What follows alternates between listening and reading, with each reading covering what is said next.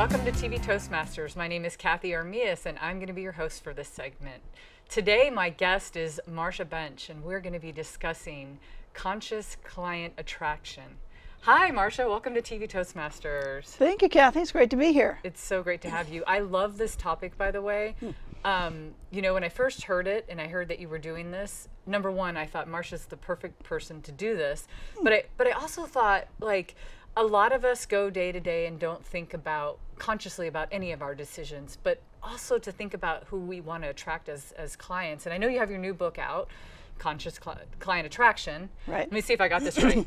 8 simple secrets to building your expert business while nourishing your soul. Excellent. Is that right? You got it. Yeah. So tell us a little bit more about that and how you came to that.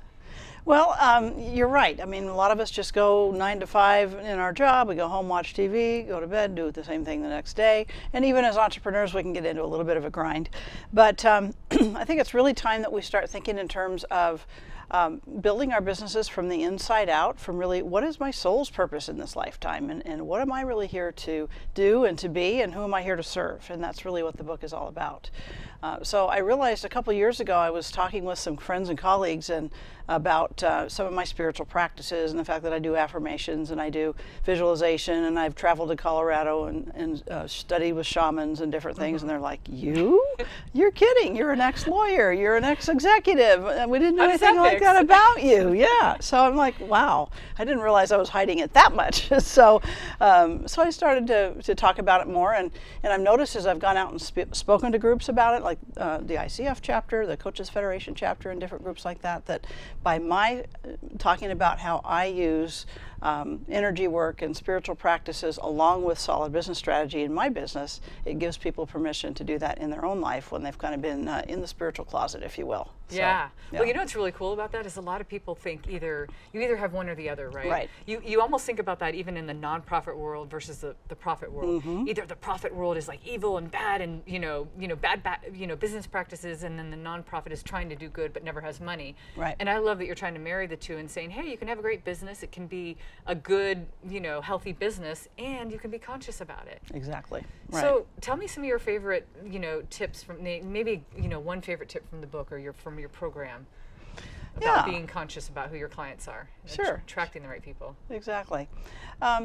One of the things we talk about, well, it starts out by looking really at your purpose and your vision for your business. It just shocks me all the time as I'm talking to people that are considering working with me as a coach, and I ask them what their goals are and what they would really love to have be their reality in a year from now, and I hear this silence on the phone line. I'm like, really? You haven't thought about nothing? that? You got nothing. You got nothing. So we start with that, but the second thing that we look at in the Conscious Client Attraction Blueprint is not just having a niche, but having a micro niche. And so in today's crowded marketplace, you've got to do more than just say, I'm a career coach, I'm a life coach, I'm a relationship coach, I'm a speaker.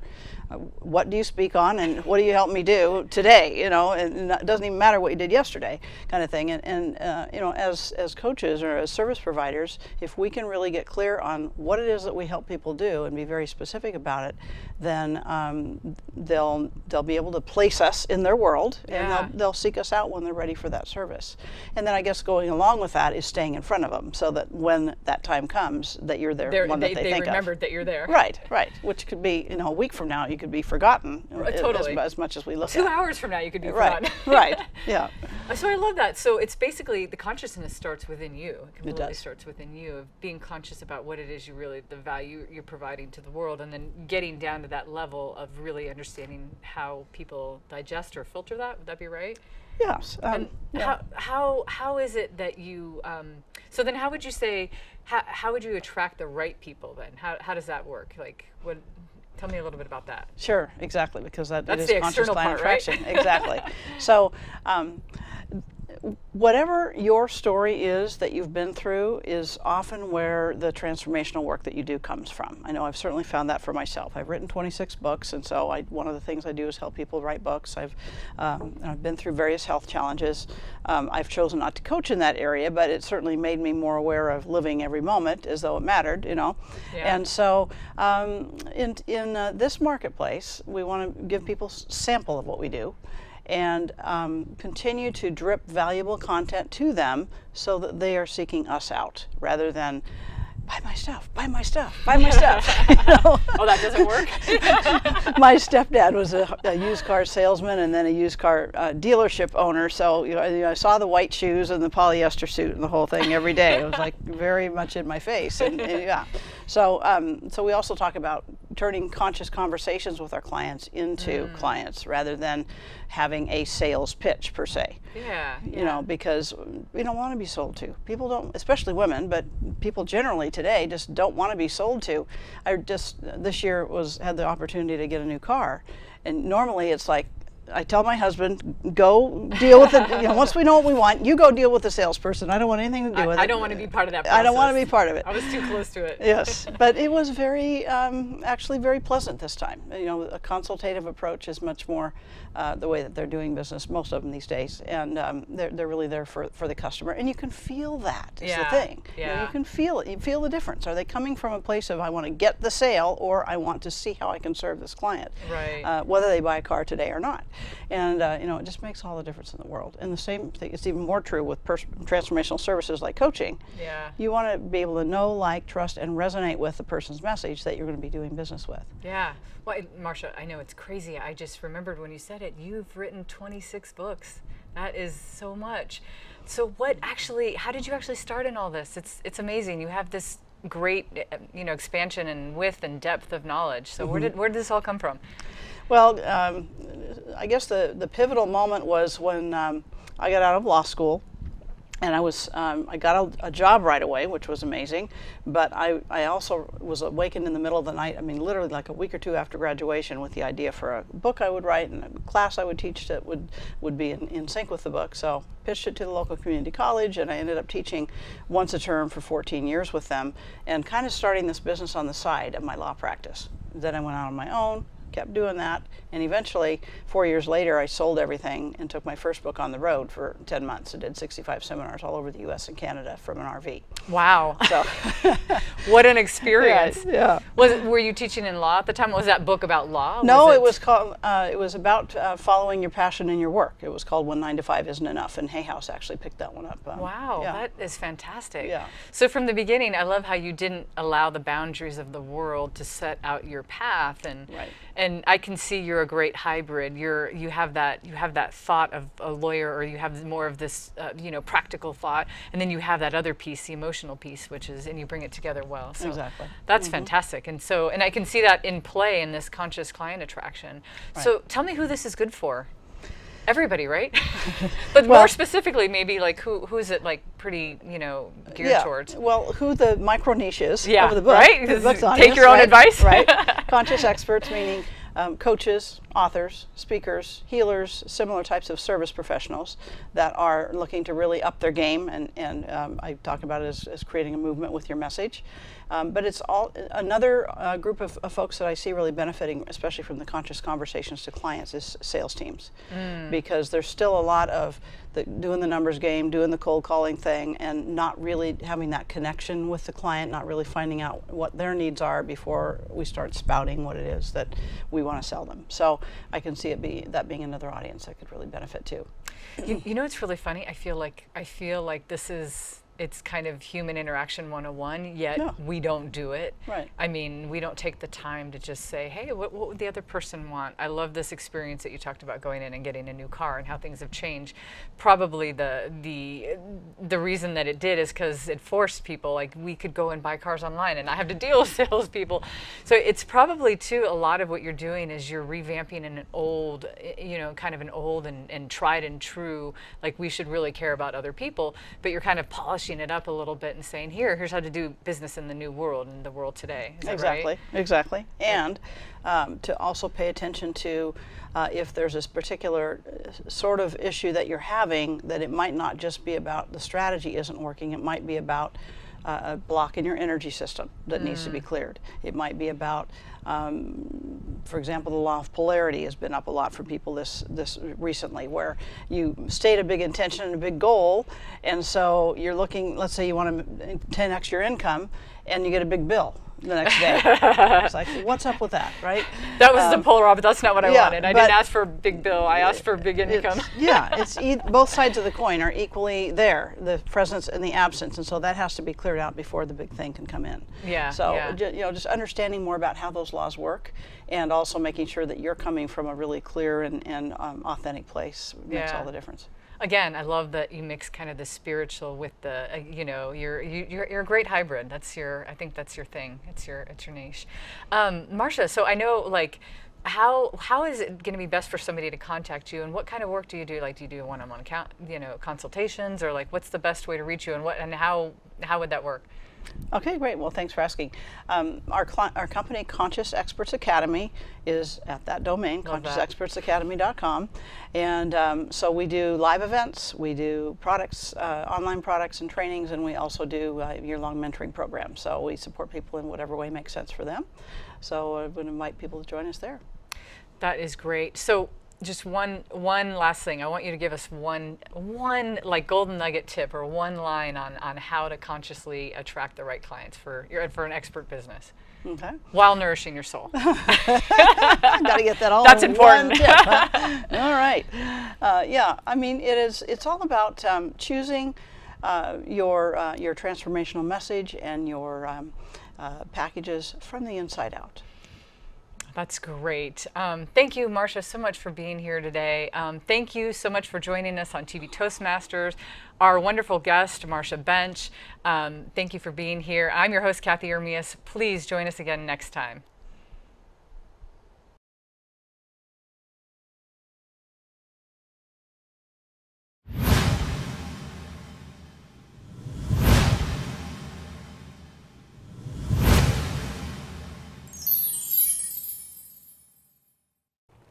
Hello and welcome back to TV Toastmasters. We are so glad you've tuned in. My name is Sophia Ascar and I'm your host for this segment. I am a member of Toastmasters for Speaking Professionals in Portland, Oregon. If you're looking to visit a Toastmasters club and check it out, we invite you to come join us. My guest on this segment is Allison Bennett, and we are going to be discussing joy in business. Those are two words that you don't hear often in the same sentence, so I cannot wait to find out more. Allison, thank you so much for joining us. How fun to be here. This is a great experience. I'm excited to talk about this. Good. Now, where should we start? So, you are a strategic transformational coach. Mm-hmm. Tell me a little bit about that.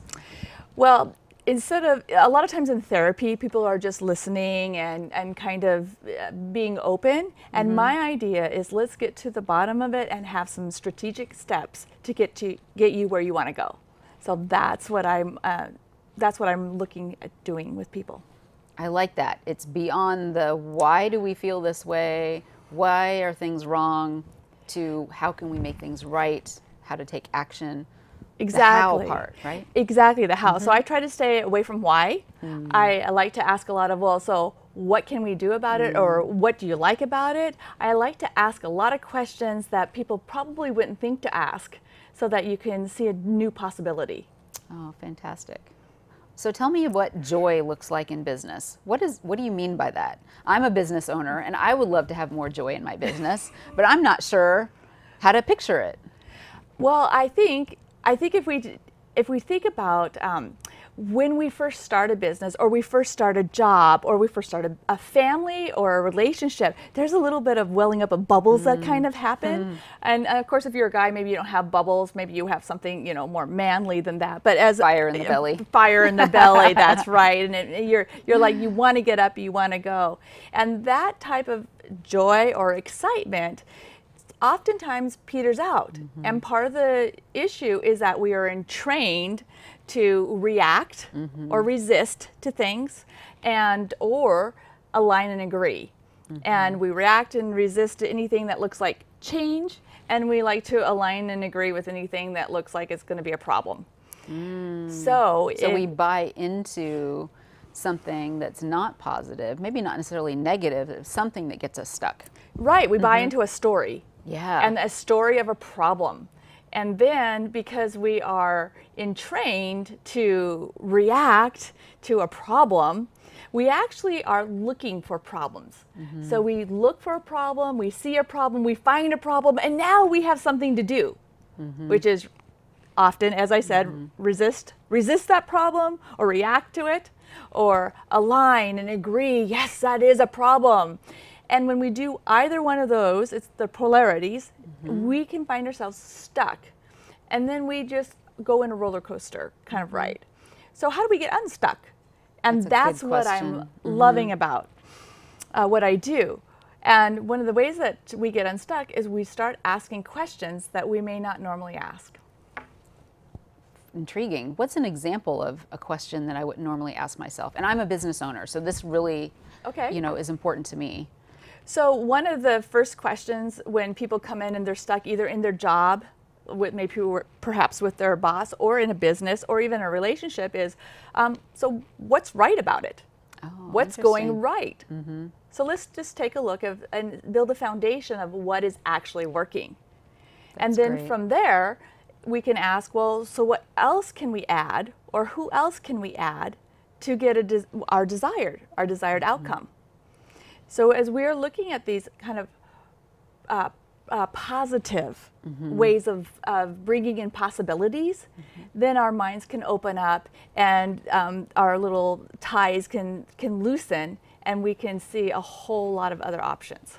I love the power of that because it gets us our focus off of problems and onto probably the things that got us passionate in the first place. Exactly. Because it's easy to get discouraged when the real rubber hits the road and real challenges come up.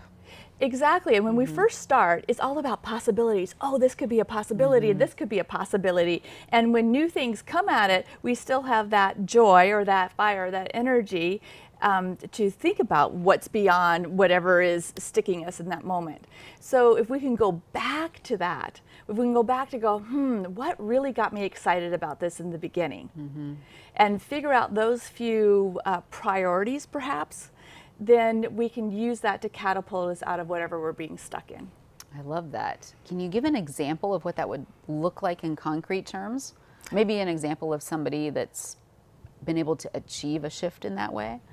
Oh, sure. There are tons of examples. For instance, well, let me do this. Do you have a piece in your business that you're a little stuck in that you would love to move past? Yeah, I hate paperwork. Oh my. Okay. And so that's something that generally gets stuck to the bottom of the pile. Okay. And when other shinier, exciting, sparkly things come along, then they get priority attention. Exactly. So what is your point of view about paperwork? That it's a drag. Yes. That the entry-level person does the paperwork. Okay. And are you doing the paperwork? Some of it, yes. Okay. And do you have to do that paperwork? Some of it, yes. Okay. Yes. So I hear you're saying like it's the entry-level person's job. And I can totally see when you say that your whole body kind of gets heavy and sluggish, right? And there's like, you can just see the little joy sparkles go and fizzle out. So what if paperwork wasn't an entry-level person's job? What if paperwork instead was the next step to your next $1 million? Or whatever it is that motivates you. What if paperwork is an opportunity to connect with somebody else? For instance, follow-up paperwork. I'm not sure what kind of paperwork you're talking about. Oh, I like that view. I mean, I just finished a new proposal today, and it felt just like that. Like, here's an opportunity to grow the business. And so that felt very different from filling out like a change of address form for the IRS. Nobody wants to do that. Well, and then we can ask, well, how can I make this fun? So I am all about fun. And I'm not necessarily motivated by lots of dollars and silver, but I am motivated by fun. So I like to say, okay, so if I have to fill out this paperwork for the IRS, how can I make it fun? Well, what would make me laugh about that? What would, do I picture the IRS man, who's got a little toupee and glasses, and maybe I have some funky font on there or something. Not that we can do that, but That's actually a really fun idea. I'd like to put like a really silly cursive font on my IRS form. You know what? And see what happens, because wouldn't that be fun? Sadly, they might just send it back to me. They might. Rejected. And then you have to do Too pretty. Too pretty. Too creative. Right, exactly. Well, and then but at least now it made you laugh.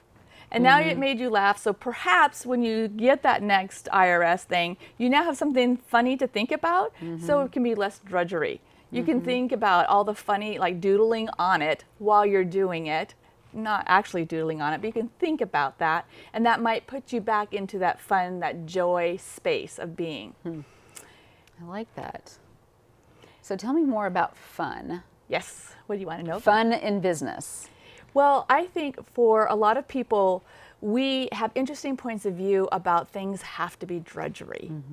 And so how can we change, as what I was saying, our point of view about it? And one way is just like, I tell myself, well, that's an interesting point of view. Or if I think, doing like receipts, keeping track of receipts, all that detail. No fun at all. Well, for some people it is. Yes, I know. I love those people. I They love do doing too. that. And you know what I love doing is finding a way that I can expand my business just enough to hire those people. So they can have fun doing what they do, and I can have fun doing mine. I'm glad you brought that up, because I was going to ask you, you're probably familiar with strengths, Yes, strengths finders, absolutely. and managing people from their strengths, including ourselves. Yes. So it sounds like part of what you're saying is try to figure out what your strengths are, and then if you have to operate in an area outside of your strengths, try to bring some fun and joy into that. That's one of the ways. Like, for instance, surprise, surprise, one of my strengths is wow. For strength finder, which is winning people over, or others over, or something along that line. So sometimes the other person I have to win over is myself. That's so true. And so, and that's Sometimes on a daily basis. I know. I totally get it, because I'm not a drudgery person.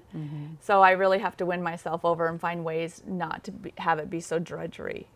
And one of the other things is I look at my priorities. I have set priorities a little different than some people set business priorities. I set my priorities of like, what is it I want to feel like and be like in the future? What do I want my business to feel like and be like? And for me, I know I like to bring joy to people. So when I'm looking at how do I make decisions for my business, does this bring me joy? Does it bring somebody else joy? Because that's a priority for me. Well, now that makes it easier for me to figure out if a business decision is light and easy to do, or it's not necessarily easy but light to do, or if it's heavy and maybe just busy work, because I'm aligning it to that priority. Right. It sounds like you're actually tying in the why to everything, which shifts your perspective about it, because we get into business because we have a passion, because we want to make a difference, because there's something that really matters to us. Otherwise, we wouldn't last as entrepreneurs, right? Right. So seems like tying into that energy is a really good way of bringing up our overall energy. Right. And instead of thinking, what can I detract, or how can I cut costs? Right. That to me is very contractive and very limiting. Instead of that, I like to see, okay, what questions can I have that will actually add choices? Because once we go into choice, now we're just choosing instead of I have to do the IRS stuff. Okay, so how can I change my point of view so that I can see it as I get to? It's a choice. And then now I'm in the power, I'm empowered, and then I can actually give out power. And what's the secret to making that transition? What's that secret question that you need to ask yourself What to else go is- from stuck to choice? One of them is, what else is possible? What else is possible? I really don't want to do this, or this is really horrible. Okay, so what else is possible? Oh, I love that. And then I can just tell myself, well, that's an interesting point of view, that I have the point of view that this is drudgery. Not everybody has that point of view, but that's an interesting point of view. Now I can kind of detach and not have to hold on to that point of view. Because some people love paperwork. Right. So you kind of detach yourself from your own attachments, and then it kind of frees you up. And that frees us up from in order to make choice. And when we're in choice, that's where the joy is. we get beautiful. to choose. We get to choose and choose. And you know what? If that choice didn't work out so great, oh well, it was a learning experience. Right, and an now experiment. It was an experiment. So what if we can't actually fail? What if every choice we made is just a learning experience and that gives us new awareness so we can make a different choice or make that same choice? And for me, if I'm not trying to win or lose or fail or succeed, I'm just having an experiment. Now things are lighter, things are funner. And I might be able to get outside of my little contained and trained, you have to do this box. And for those of us who are in business, we're probably in business because we're out of the box thinkers anyway. Right. We couldn't find a True. box to contain ourselves.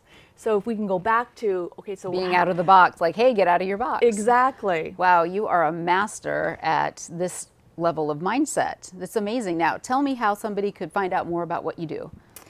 Right now I'm in the process of starting another two companies.